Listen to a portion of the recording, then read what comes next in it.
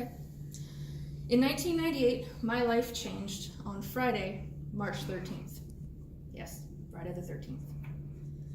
That was the day I was diagnosed with acute lymphoblastic leukemia. My body did not produce enough white blood cells to fight infection. I was one of the lucky ones. In my 2.5 years of treatment, I did not require radiation, I did not require a bone marrow transplant, and I did not require a blood transfusion. In my 2.5 years, I met other kids who did need 1, 2, or all 3 of those things. Kids. My youngest roommate was 2 years old. I went to cancer camp during the summer. I got to meet other kids from ages 4 to 17 who were cancer survivors, siblings of cancer survivors, or siblings of those who didn't survive.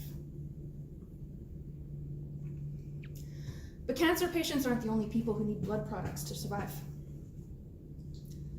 19 million. That's the number of Canadians who will need or know someone who will need blood in their lifetime. 1.5 million. That's the number of Canadians who currently donate blood. 6 weeks. That's the shelf life of red blood cells. 38,000. That's the amount of blood donations needed every day. 1.2 million. That's the amount of plasma needed in Canada every year.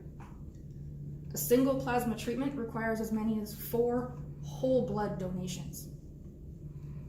A single platelet treatment requires as many as 8 whole blood donations. There is a high need for blood, plasma, platelets, bone marrow, and organs in Canada. Today I'm going to talk to you about the sustainability of life. Through blood product and organ donation, I'll tell you why the need to donate exists, the effects of shortages, and how each and every one of us can step up to help. So let's start with what causes these blood shortages. 1 in 7. It's the number of people entering a hospital who will need blood during their stay, for reasons such as surgery, from regular tonsillitis, routine surgeries, to childbirth, to transplants. Cancer patients, like I've spoken about, need bone marrow transplants. Some need daily blood transfusions or platelet treatments so that their blood will clot. Transplant and trauma patients, people in vehicular accidents or hiking accidents or any other kind of accidents with physical trauma. Those who need transplants of hearts, kidneys, livers, and other organs simply because theirs don't work properly. Blood disorders such as anemia or hemophilia, and war. Unsurprisingly, Ukraine is experiencing a blood shortage right now. All people of all ages require blood, plasma, platelets, bone marrow, and organs every day in Canada and elsewhere. The effects of this is short. Those needing organs wait on a long list until something comes available because you have to be an organ donor when you die in order for your organs to go to use. Otherwise, they get buried or cremated with you. Often those people waiting are using machinery for years until an organ comes available, if it does. And those who don't get what they need, they die. That's it. Doesn't matter their age, doesn't matter their sex, doesn't matter their income. Blood is life. The solution is simple. Donate. Donate. Donate.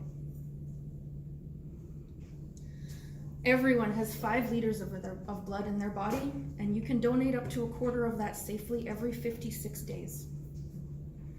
That blood donation contains blood, plasma, and platelets. And you can donate as long as you are at least 17 years old, at least 110 pounds, haven't traveled outside of Canada in the last 3 weeks, and were not pregnant in the last 6 months. There are some other restrictions or requirements that may or may not apply to you, which you can check blood.ca or call 1-800 to donate to find out if you qualify. But those ones are the basics. And in summary, I've spoken about the need for blood and blood products and organs.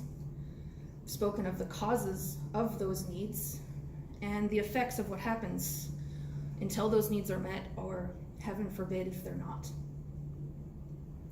And I've spoken of how each and every single one of us in this room can do our part. 19 million people, that's 50% of the population of Canada. Half of us in this room will need blood or know someone who will need blood in their lifetime. In conclusion, I make a plea to you. Please donate. As a survivor of leukemia, I cannot donate any blood products. I cannot donate blood, plasma, platelets, or bone marrow. I can donate my organs when I die. Despite being healthy for over 20 years, the policies need to change in Canada to reflect the science, which they tell me year after year will happen soon. I cannot donate in Canada. I cannot personally help to save any lives on my own while I'm living. So I turn to you, my classmates, my peers, my fellow Canadians, or soon to be Canadians. Please donate. Citizenship is not a requirement. And here is a link.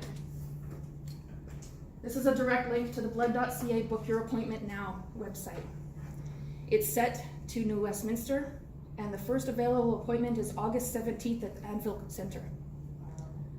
So if you scan this, you can book an appointment to donate blood after one of your exams. Because exams start August 15th.